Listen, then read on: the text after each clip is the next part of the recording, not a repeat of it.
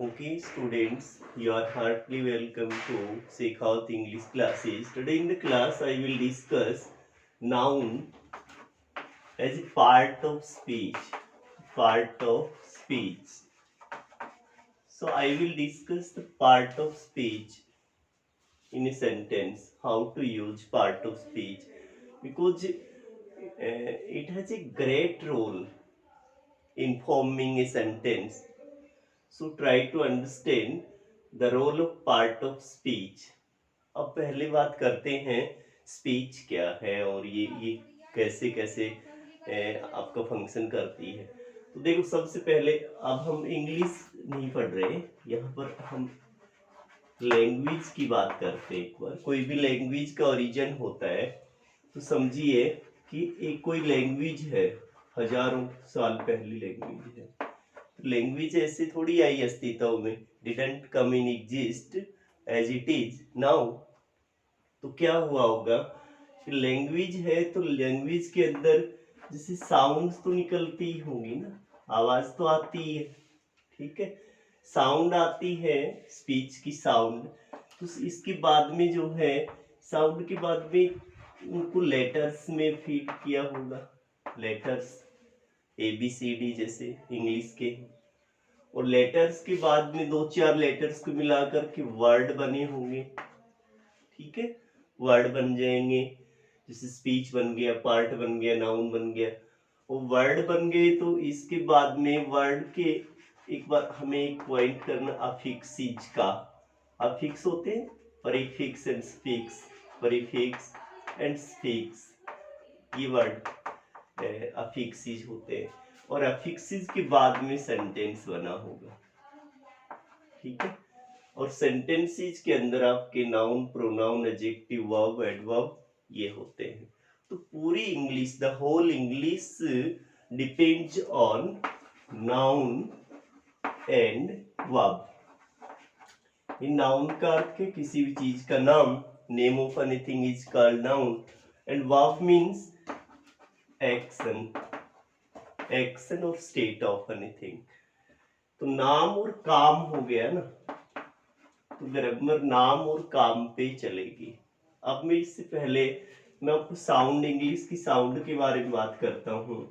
तो साउंड जो है कहाँ से निकलती है, जैसे हमारे जो गले के अंदर जैसे यहाँ से उभरा भाग है, इसको हम बोलते हैं एडम एप्पल, यही से साउंड ओरिजिन होती है। और तो various organs of the body are necessary to produce sound. Articulatory system में काफी ऑर्गन्स होते हैं, लेकिन यहाँ जो एडम एप्पल है इससे आवाज निकलेगी, ठीक है।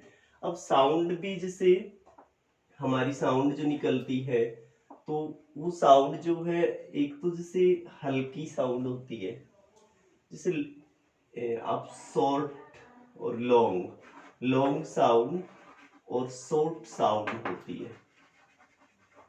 अब किसी भी लेटर्स को बनाने के लिए वो लेटर्स होते हैं, जैसे वोवल और कॉन्सोनेंट नहीं होते हैं कि हमारे, तो लॉन्ग वोवल्स होती हैं और शॉर्ट, लॉन्ग साउंड होती है, शॉर्ट साउंड होती है।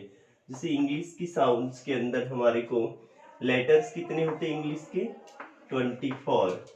और जैसे वोवल्स के जैसे शॉर्ट साउंड वोवल्स होती हैं हमारी 20 साउंड्स होती हैं, 24 लेटर्स होते हैं। अब इन 20 में भी हमारे जो हैं 12 और 8, 8 जो होते हैं ये लॉन्ग साउंड के होते हैं, लॉन्ग साउंड के वोवल होते हैं। और 12 जो होते हैं इनको प्योर वोवल बोलते हैं, प्योर वोवल, ये शॉर्ट साउंड होती है। लॉन्ग जो साउंड होते हैं 8 जो है इनको इंग्लिश में डिप्थोंग्स बोलते हैं, डिप्थोंग्स बोलते हैं, ओके। कई बार पूछ लेते हैं कि कितने वोवल साउंड है, तो 20 है। लेटर्स कितने हैं, 24 हैं। और 8 डिप्थोंग्स होते हैं, 12 प्योर वोवल होती है।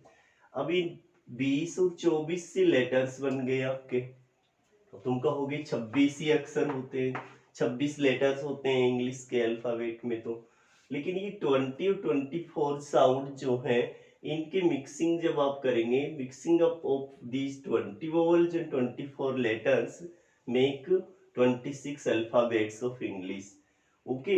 अब जैसे मैं आगे चलता हूँ। अब आपके लेटर्स और साउंड्स के बारे में आपकी बात हो गई, तो अब हम जैसे लेटर्स को जोड़ देते हैं, दो लेटर्स को जोड़ देते हैं, किसी भी लेटर्स को जोड़ेंगे तो वर्ड बन जाएगा। जैसे मैंने यहाँ पर एन और ओ को जोड़ दिया तो नो वर्ड हो गया।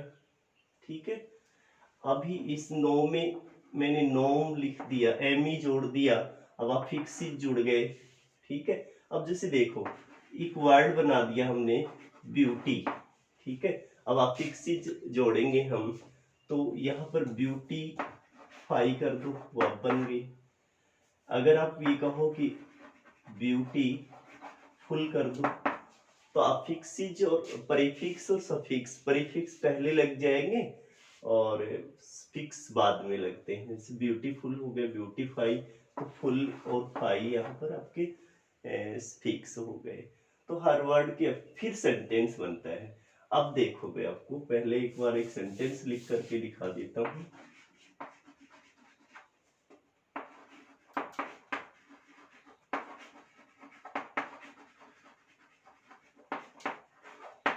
मैंने लिखा राम लाइक्स हिज ऑनेस्टी। अब राम क्या है, सब्जेक्ट और नाउन हो गया आपका। लाइक्स क्या है, वर्ब है आपकी। हिज क्या है, अब जैसे हिज आपका प्रोनाउन होता है, एडजेक्टिव भी होता है, यहाँ एडजेक्टिव का काम कर रहा है। और ऑनेस्टी क्या है, फिर नाउन हो गया। तो यानी जैसे आपके जो लेटर्स हैं फिर उनसे वर्ड बनते, सारे वर्ड हैं। अब वर्ड से सेंटेंस बना। सेंटेंस क्या होता है, व्हाट इज सेंटेंस? सेंटेंस का अर्थ क्या है,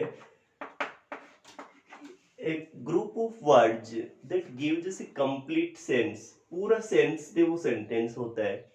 और जो सेंटेंस पूरा सेंस नहीं देते, जैसे मैं लिखता हूँ at the gate, at the gate अर्थ तो दे रहा है, लेकिन पूरा इसमें न तो सब्जेक्ट है न वर्ब है, अर्थ दे रहा है। इसको सेंटेंस का एक पार्ट है ये, इसको फ्रेज बोलते हैं, फ्रेज। तो सेंटेंस क्या होता है, कंप्लीट अर्थ देता है। फ्रेज जो है वो कंप्लीट अर्थ नहीं देता। तो मैंने सेंटेंस और फ्रेज के बारे में बात किया है। ठीक है, कि एट द गेट, देखो अब मैं इसी सेंटेंस को बना देता हूँ, he is at the gate. He is, ये वर्ब भी आ गई, सब्जेक्ट आ गया, तो he is at the gate. He is कहाँ है वो, तो कैसी फ्रेज है ये, नाउन फ्रेज है, एडजेक्टिव है, एडवर्ब है। ही इज, तो यहाँ पर वेयर कहाँ पर है, एट द गेट, तो यहाँ पर आपकी एडवर्ब फ्रेज आ जाएगी, एडवर्ब फ्रेज हो जाएगी। तो ऐसे ही जैसे आपकी जो फ्रेज हैं वो आपकी नाउन फ्रेज, एडजेक्टिव फ्रेज और एडवर्ब फ्रेज, तीन भागों में फ्रेज बटेगी और तीन में ही क्लॉज होता है। ठीक है, ये सेंटेंस के ही पार्ट होते हैं, क्लॉज भी सेंटेंस का ही पार्ट है और आपकी फ्रेज भी सेंटेंस के पार्ट है। तो सेंटेंस को समझने के लिए हमें पार्ट्स ऑफ स्पीच को समझना पड़ेगा। ओके।